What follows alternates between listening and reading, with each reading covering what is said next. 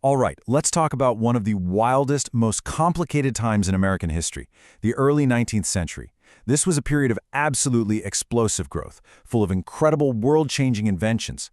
But it was also packed with some really deep, troubling social problems that honestly would set the country on a path towards conflict for decades to come.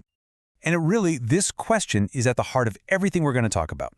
The United States was just expanding at this breakneck speed. Technologically, geographically, politically, you name it. But all that rapid growth, well, it came with some serious growing pains. Let's start with the engine that was driving the whole thing. So what was the spark that lit the fuse for all this massive change? It all started with a revolution. But not a revolution with armies and muskets. This was a revolution of machines. We call it the Industrial Revolution, and it completely fundamentally rewired the American economy and how people lived. The big shift was moving away from skilled artisans, people who spent years learning a craft, making things by hand, to power-driven machines that did all the heavy lifting, operated by workers who might only need a few weeks of training. In this little chart here, it really breaks down just how much work itself was transformed. Before, you had a skilled laborer making unique, custom parts with hand tools. After, you've got mass production. Machines and semi-skilled workers are just churning out thousands of identical parts. This changed absolutely everything about how things were made. And if there's one person's name you need to know from this era, it's gotta be Eli Whitney. This guy is famous for two major innovations that completely, and I mean completely, altered the course of the nation. Now, everyone's heard of his cotton gin, but his idea of interchangeable parts? Wow, this might be even more revolutionary. Just think about it for a second. Before Whitney, if a piece on your musket broke, well, the whole thing was basically junk. But with identical, mass-produced parts, you could just pop out the broken piece and pop in a new one. It's the simple idea that is the absolute bedrock of all modern manufacturing. And all this new industrial power, it didn't just stay in the factories. No way. It fueled this massive hunger for expansion, this huge push to grow the nation's physical borders westward. And the speed of this growth was just incredible. I want you to look at this number. In just 60 years, the number of states in the Union more than doubled. It went from 16 all the way up to 33. That is a truly astonishing pace of expansion. So, what was fueling this relentless push to the West? Well, it was a really powerful mix of things. You had the classic American dream of owning your own plot of land, you had the lure of instant riches, like the gold rush, and then you had this huge, overarching idea known as manifest destiny. Let's just break down those two words for a sec. Manifest means obvious or clear. Destiny means fate, something that's bound to happen. So for a lot of Americans at the time, it felt like it was the obvious, God-given fate of the United States to stretch all the way from the Atlantic to the Pacific. It wasn't just a possibility. To them, it was an inevitability.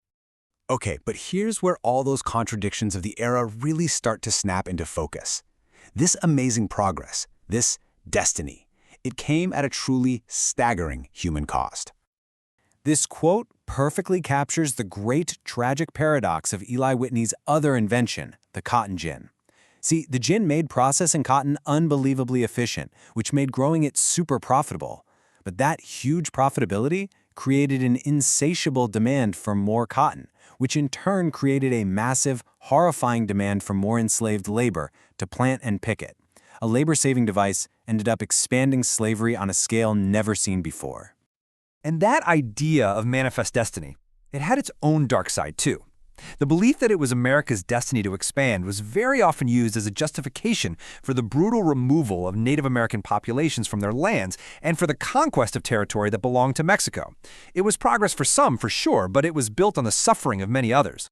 So as the country is dealing with these massive growing pains, from the expansion of slavery to alcoholism to a lack of education, a whole bunch of Americans decided they had to do something about it. They needed to fix their society. And this sparked a huge wave of really powerful reform movements. Three big ones really took hold. You had the temperance movement, trying to fight alcoholism. You had the big push for public schools for all children. And of course, you had the abolition movement, with the goal of ending slavery. Now, what's so crucial to understand is that women were the absolute backbone of these movements. They were organizing and speaking out publicly, which was almost unheard of at the time. And all that work laid the foundation for their own fight for rights. And believe me, that fight was desperately needed. It's kind of hard to imagine now, but in the early 1800s, women had incredibly few rights. They couldn't vote, and in many places, they didn't even have legal custody of their own kids. Then, in 1848, something huge happened. A group of leaders, including Elizabeth Cady Stanton, organized the Seneca Falls Conference. This was way more than just a meeting. It was the formal, organized start of the women's rights movement in the U.S., where they demanded really radical changes, like the right to vote. So, with all of this social and economic chaos swirling around, it's no surprise that American politics was changing dramatically too. The old, quiet, polite style of politics was pretty much over. A new, much louder and more democratic era was just beginning. We often call this new era Jacksonian democracy, named after President Andrew Jackson. The whole idea was about championing the common man.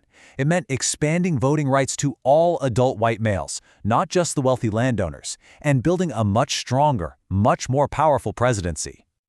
And this wasn't just some vague philosophy, it was a clear political playbook. Step 1, strengthen the power of the president. Step 2, get more white men to the polls by expanding voting rights. Step 3, reward your loyal supporters with government jobs. And Step 4, push relentlessly for westward expansion. This was the strategy that really defined the era's politics. And with all this came the birth of modern political campaigning as we know it. We're talking about the very first big campaign rallies and barbecues, the use of songs and posters, and yeah, a whole lot of mudslinging. Politics became a spectator sport, and suddenly, aggressive personal attacks on everything from a candidate's marriage to their military history were all fair game. Which, brings us right back to where we started. The 19th century was without a doubt an age of incredible progress. You had innovation, expansion, and a more democratic society. But it really seems like every single step forward created a new problem or just made an old one worse. It forces us to ask a question that's just as important today as it was back then. Can you ever really have progress without the problems that come with it?